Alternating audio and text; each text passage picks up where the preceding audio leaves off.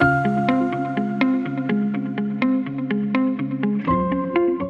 on this episode of Ivory GC, Mike Kirkwood is joining us, General Counsel at Asset-Based Lending with a depth of experience in real estate. Mike, thanks for joining us. Happy to be here. Thank you.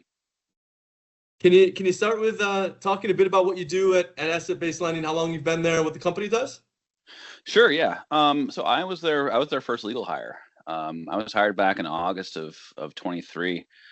They had grown from a company that started in 2010 with just 3 guys from Morgan Stanley with a little bit of cash in their pockets who wanted to start a hard money firm. And then they grew to, I think our headcount just crossed over the 150 mark pretty recently, right? Or 90 when I started. Okay. So they were primarily farming out their loan closings to, outside lawyers, and we had our processing team and our underwriting team, but that part was farmed out, right? And they were consistently relying on attorneys for advice on everything, whether big law firms, we work a lot with folks over at Sidley and Mayer Brown, to local folks who are doing foreclosure counsel type stuff. But a lot of it was day-to-day stuff, right? So, the typical growth cycle of a company that decides they need legal counsel is looking at bills, and they're like, you know what, we got to have a guy. Yeah. So partially for the in-house advice, partially to take our closings in-house and build up that department, and then see what else pops up. And you know what, stuff pops up. Yeah. So on a day-to-day basis, I'm moving away from the supervision of paralegals because we have a crack team, right? I'm hiring my first assistant counsel in, he's going to be starting in January 6th, and I'm very excited for him. Moving more into, the true general counsel space, which, to be frank, gets a little bit neglected when you're focusing so hard on operations. So we are a hard money lender, private lender. We only do business purpose loans, right?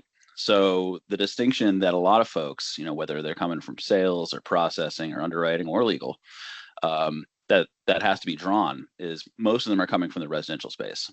It's more highly regulated. We are not unregulated, and we have to sort of inculcate that understanding of what our rules are, essentially, right? Yeah. What are we able to do? What are we not able to do? What are we subject to? What submissions we have to get into the appropriate regulators, and where can we lend?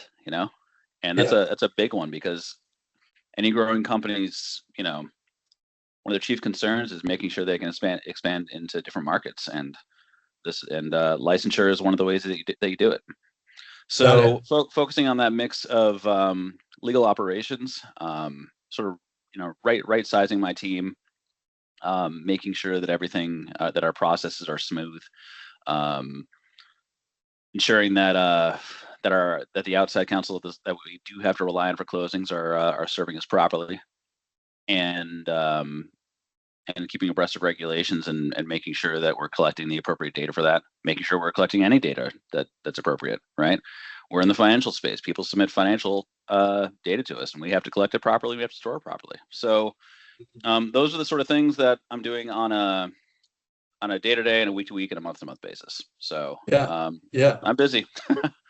It sounds like it. So your first hire or hires within the legal function were paralegals. Mm-hmm. Can you talk about what the first type of work that the company brought in-house and what that's looked like?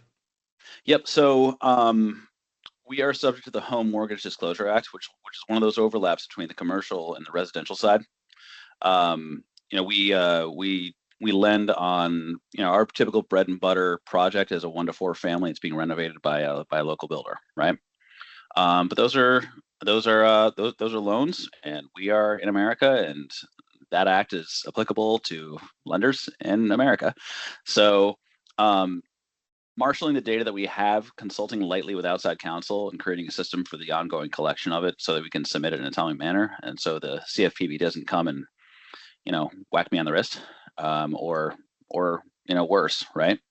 That was one of the big projects that we had to take inside.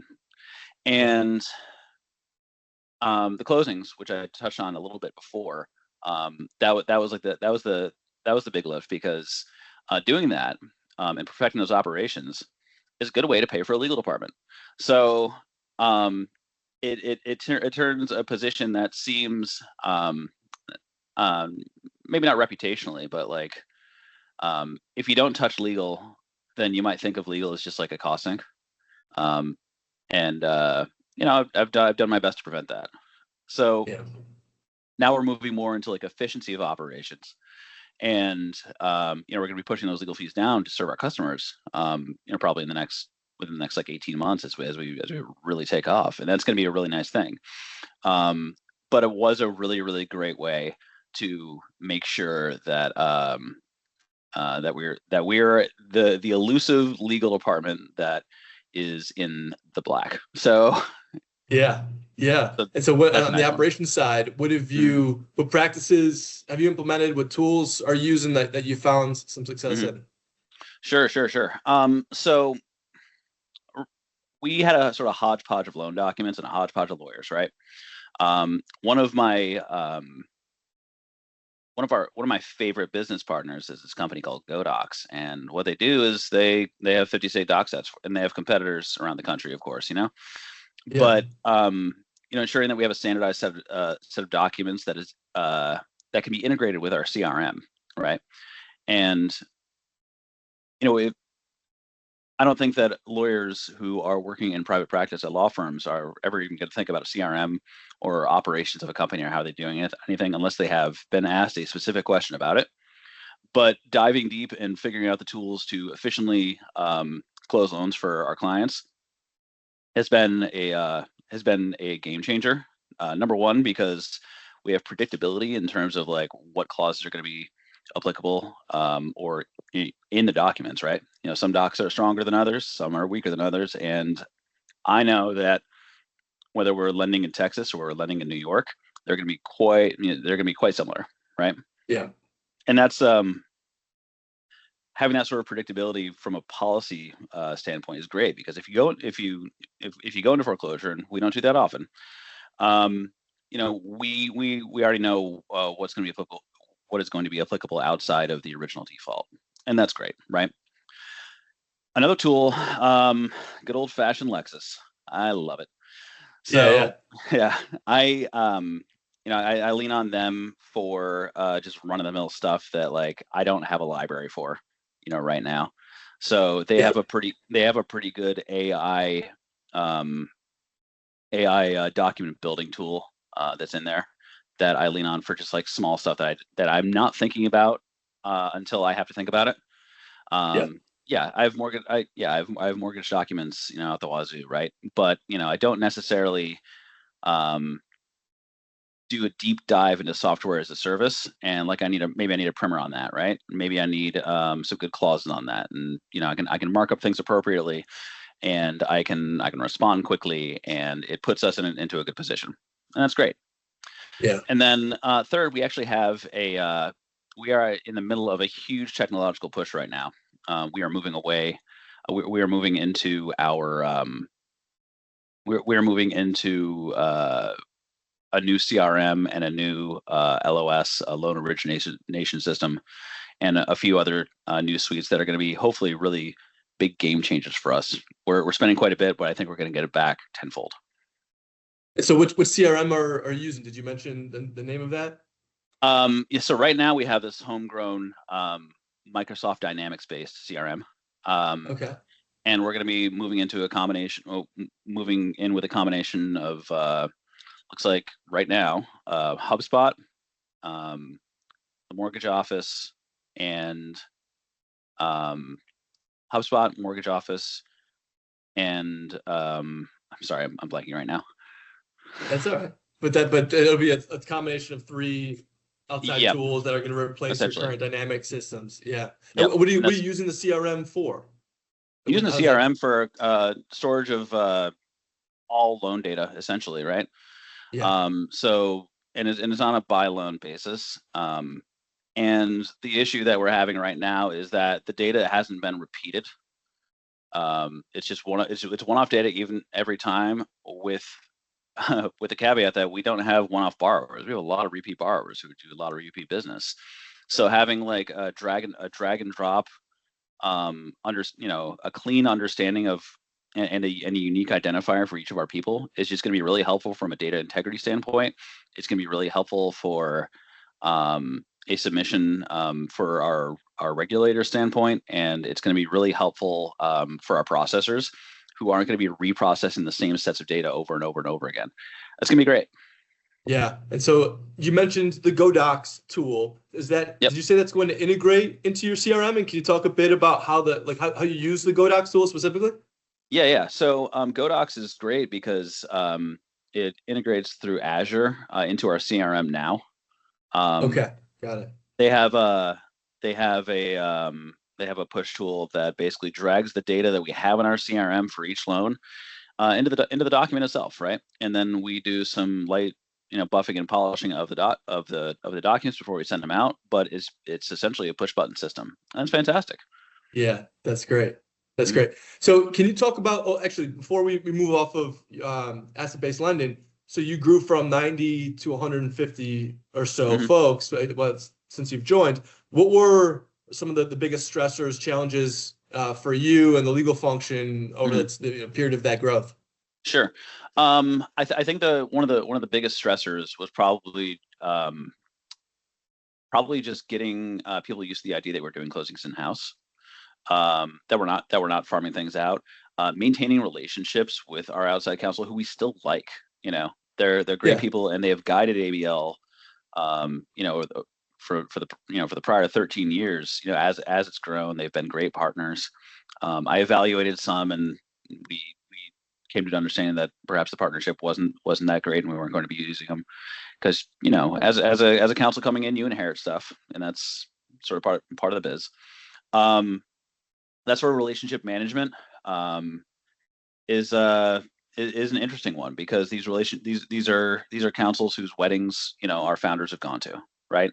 They've been to the holiday parties. They're great people, Yeah.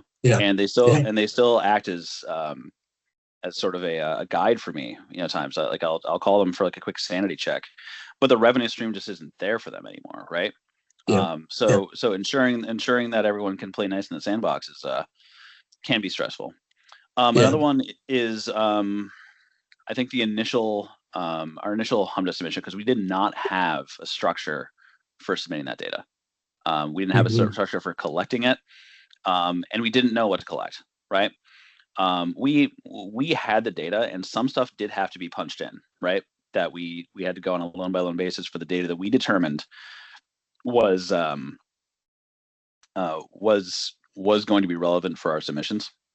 Yeah. And that part was really interesting because we sort of had to create a standard. We are lightly regulated, but we're not unregulated.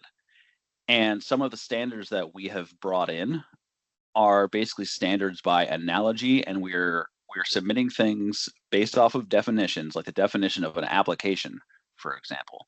We basically lifted from TILA and RESPA, right? Which are not applicable to us generally, but we're working by analogy here. Sure. And basically just sort of making those decisions when I came in, like, this is what we're going to do. And I'm pretty sure that I'm right, but this is what we're going to do, right? Yeah. Right. It's sort of being comfortable with that level of legal ambiguity in an effort to make the right decision for the company and to make our regulatory counterparts please just punch with us.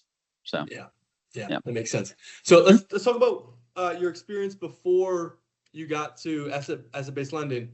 Sure. Tell us a little bit more about the background of your career. Yeah, sure. So I started my original training. Well, start from way from the beginning. I went to Fordham Law School in 2006, and I graduated in 2009. And I liked my property courses. I took as much real estate as I could. Once I took property, I had a great professor, Professor Schmuddy in property. I don't know if he's still there or not, but I just really enjoyed it. Yeah. So I ended up taking real estate finance and a bunch of other property as much in the real estate space as I could. And then I went over to the business school, took some accounting there. I sort of laid the background, I think, with the idea that I was going to be, pretty business minded, right? A lot of folks, like I've one of my very good friends who I actually send work to. He's a partner over at Barclay Damon, and I asked him, I was like, when did you know you were going to be a lawyer? And he's like, well, pretty much always. When I was 5, I was cast as a judge in a nativity play, and I don't think there's I don't think there was a judge in a nativity play that people just sort of knew.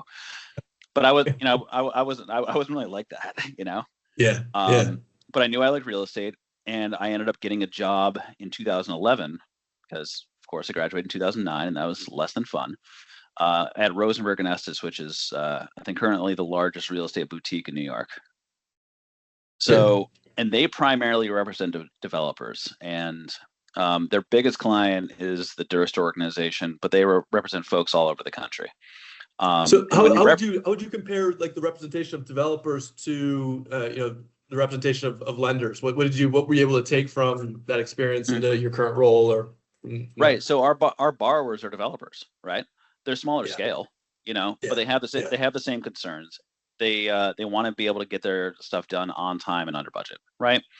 That's what we wanted to do when we were representing developers, and so there's like a lot of synergy in like understanding the mindset of our clients, and that's essentially what we're going for. Is like, even if things don't go well, know where they're coming from. If you know where they're coming from, you can make it turn out okay. And that's like a big lesson that you have to have, because it's not these folks are under a lot of stress, even if they do the wrong thing. You have to understand why. Like, how do we get to this situation? Yeah. Like, I'm never and feeling like I have a window into how they're thinking is just super helpful. And so you worked with represented developers as well at Westerman Ball after moving on from Rosenberg and Estes. Is that right? Yeah, that's true. So that's the great thing about representing developers is that I think people are like, oh, you just build buildings, but that's you start with a hole in the ground, if you're lucky, right? Sometimes you start with a full building, and you end with a commercial building that's being managed also by you, right? So that entire life cycle is something that you get really used to, because it doesn't end. If you're looking at a demolition agreement, you can be thinking about a demolition agreement that you drafted 6 years ago when you're thinking about the lease up of a building, right? And a lot of that is having that sort of just like, we are consistently representing you. We're here for whatever you need. We will steer you in whatever direction you need to go. If we're no longer appropriate for you, I'll get you that direction too. If you come back, that's great. But being a developer is a life, and we're there for the life. So yeah. And so from Westerman Ball, you moved in-house, it looks like, to June Holmes as vice president of legal. Tell us a little bit about that experience. That was just to backtrack a little bit. I actually went from Westerman Ball to Torkian Group, and then I left Torkian for 6 months with June Holmes. Then I came back to Torkian. Okay. Yep. Got it. Okay. Yep. So I was generally with Torkian for about 9 years, right?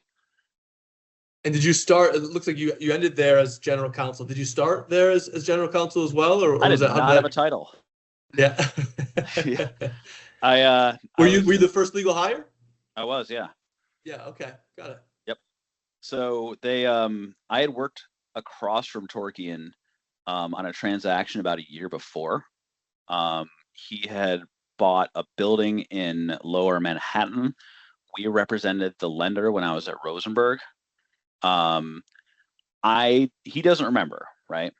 I remembered, and what I suspect happened is my name looked familiar, and he brought me in, right? Yeah.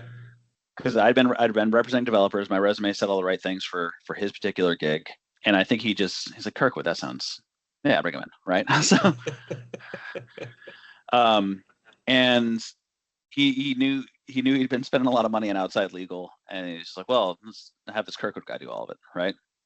Yeah. And you can't, but like, I'm really, I'm still really, really good friends with the Torkians, and they're great people, and they're building all over Manhattan now, and I'd like to think that I had a small part in it. So That's great. So yeah. that was your first foray into the GC role. As you're looking back and kind of when you get started with an in-house gig, how has your approach changed over time? Yeah. So there's this funny there's there's this funny meme that was floating around, like it was like Alex Sue or something. It was the difference between like private law firm counsel and and like in-house counsel is like on one side it's just like this paragraph like, all right, so we're going to outline all the risks inherent in this we're going to cite to all the courts, and we're going to give a we're going to have a memorandum by the end of 2 weeks, and like on the other side it just says, this is illegal, please call me. Yeah, there's not much room or budget for 10-page memorandums after 2 weeks. Right. So it's like it's pretty funny because you just sort of that's where I sort of cut my operational teeth, because at a firm, you are supposed to be there for the life, but when you're a young associate, you may not see the big picture as well as you do when you're operating at the company itself, right? You have one client, right, and you're looking out for their interests all the time, and you figure out what matters to them, you figure out what doesn't matter to them. You understand the interpersonal dynamics that go on, and that's particularly relevant at a place at like a small family office, essentially, right? You have people coming in, you have people who leave, but they leave not because they found another job, but they're like, oh, I don't want to do real estate anymore, Dad, and they leave, right? And then, or you see people coming up the pike like, oh, so and so is about to graduate from NYU. I'm like, all right, well, what's he gonna do? So so like figuring that stuff out, figuring out like important what's important to the culture there. And when I say culture, I mean it, right? Because like they are part of they're part of like the Iranian community that's in Great Neck, and it's a unique place to be when you're just from like upstate New York and you haven't met many folks who come from that culture. So it's fun to participate in that stuff. It's fun to go to the weddings. It's fun to understand who is aligned with who, and who, what families do what. It's very, very interesting. Yeah. And when you were at the Torking Group, your practice was quite broad. It covered some leasing, acquisitions and dispositions, construction, retail licensing, and some intellectual property licensing. How did that breadth of experience help shape you as a lawyer? Oh, basically the understanding that like you never know what's going to come up, right? I haven't taken an IP class in my life, right? But how they got their business started is very similar to how like a lot of other folks built their millions and billions in real estate. They started with something else, they put that money in to real estate, and they went from there, right? Yeah. So they, Herschel Torking came over in like 1977, when Iran basically collapsed, right? And the current regime took over, and it became really, really perilous to be a young Jewish man in Iran, right? So he came over, had a couple of bucks, started going to college, started working at a electronic shop, then started managing one, then opened one, and then opened a couple of others, then bought a building, then sold a building, then built his first building, brought his entire family over, built his empire, right? Moved over into the gift business, right? Has like 22 gift shops around the city that just like that he's doing great with. And so, and then he started producing stuff for other folks. So he started wholesaling. And then you're like, all right, well, I want to produce the Wall Street Bull. Okay. How do I do that? Well, I got to get a license, right? So you get that license. No one else can have it. And you figure out how to protect the IP, right? And then you're like, oh, this is going well. What about the hope statue or the love statue? Okay, lather, rinse, repeat. Learn that stuff, right? So that it grew organically out of their business, and I was their lawyer, So like I had to learn it. I had to figure out what was going on. So Yeah. if Yeah. you see like an "I love New York" sign, like, did they have a license to have it up there? Better hope so. Yeah. So, sounds like it must have been self-taught, at least to some extent. What resources were you leveraging at that Mhm. time, and what would you take from that experience? Oh, outside for, I mean, some outside IP attorneys, outside Yeah.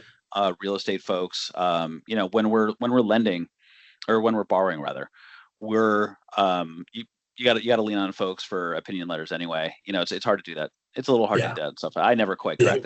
cracked that nugget, right? So you have these Uh, relationships with some of the old deans of the New York real estate world, and yeah. they're just great for filling me in on the understandings that I had to have, right? Yeah. With the yeah, with the IP stuff, essentially a lot of reading, you know, a little bit of outside counsel, but like I actually quickly took that into house because I just sort of figured it out. Yeah. And that was that was pretty cool. The interesting part is when you're licensing from like a really big company and trying to get them to enforce their own stuff, because we want to be the only producer, and let's figure it out. Mhm. So So we can you think we're a share good some of partner. Treat us like one. yeah. Can you share some of the toughest challenges you faced in your Mm. role as general counsel, and how you've overcome them? Sure. So, general counsel generally. Yeah. Yeah. Yeah, sure. I would say that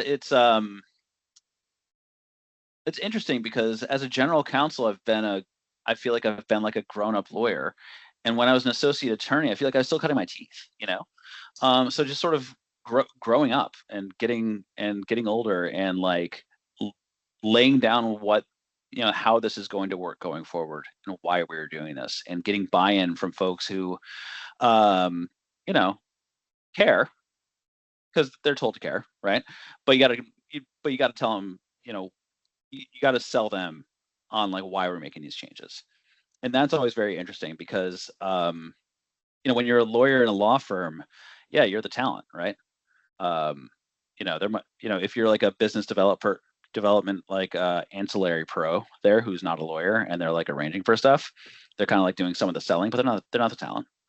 When you're at a Hmm. company and you're the lawyer, you're not the talent, right? Hmm. In the hard money business, it's very sales driven. They don't make their numbers, they don't sell the loans, and we all go out of business. If I get hit by a bus, they find another lawyer. Yeah. Yeah. I And would like to think that that was definitely the biggest change I saw between outside and inside practice was just your uh, when you're at a law firm, you just don't have the same perspective of what is keeping this business going and who's the client and how do we need to tailor to what makes the business tick yeah, and survive. yeah, and I'm consistently selling my services to our internal stakeholders. Like this is why I'm here. This is the product that I'm providing you, and Hmm. this is why you need it. You didn't have it before. Um, and this is stuff that I've seen gone wrong in the past. And this is why we're going to do it this way. And here's what I'm going to do to make it as in the background as possible.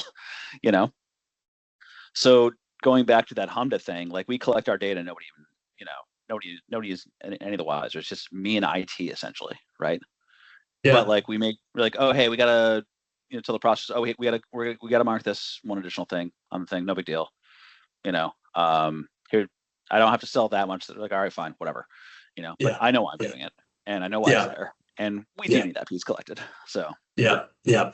What skills would you say have been most important to develop as you've progressed in your career? mm, um,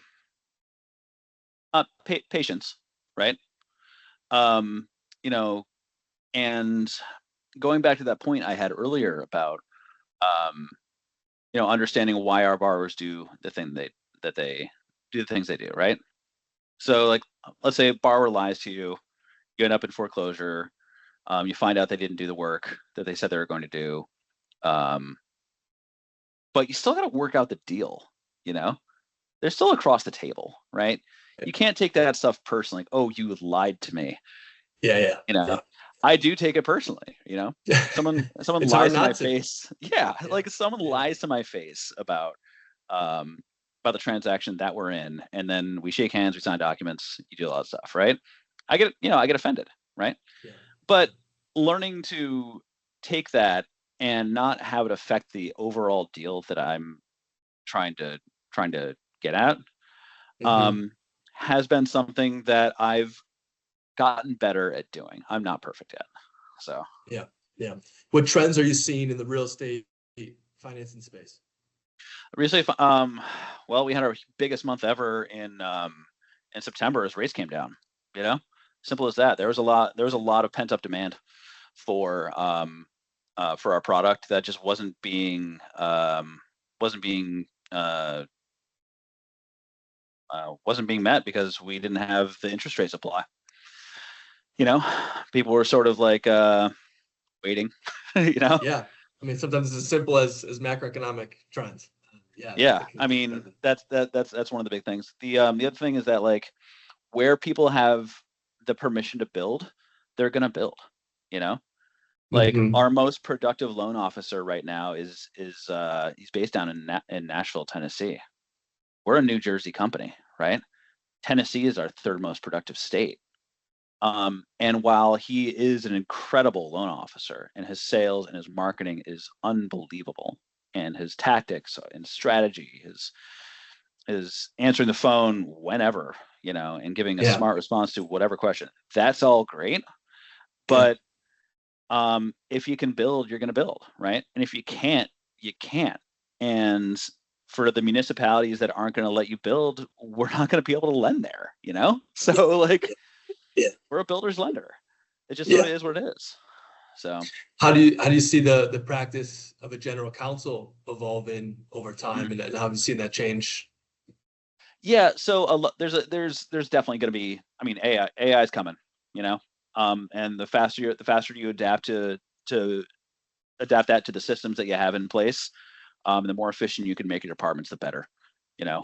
The better you can leverage technology to achieve your goals. You know, in my case, it's data collection right now, you know. In other cases, it's gonna be whatever it is. But if you have if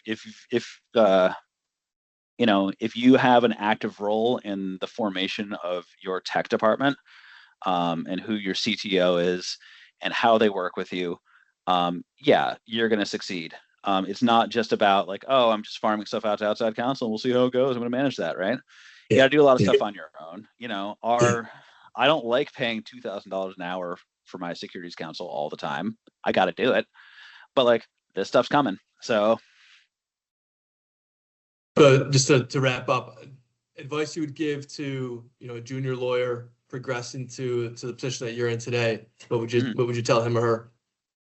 I would tell him or her that working on your interpersonal skills is going to be really helpful, because no matter what business you end up in, and you have to sell your product, and your product is the legal advice you're giving, and it's and the more credibility you can build through the relationships that you build, the better. Obviously, it's going to be really important to just sharpen your skills, but a lot of those erode when you go in house. You know, you become a lot broader. You get a little bit less deep. So having an understanding of where to find answers, and being the responsive person that you are in a law firm, but marrying that to the relationships that you've built is a necessary condition for success. Yeah. Well, it's been a pleasure having you on and hearing about your career, your take on the real estate industry and the practice of law. So thank you. We'll be following you and wish you the best. Thank you so much. It's a pleasure to be here. Take care.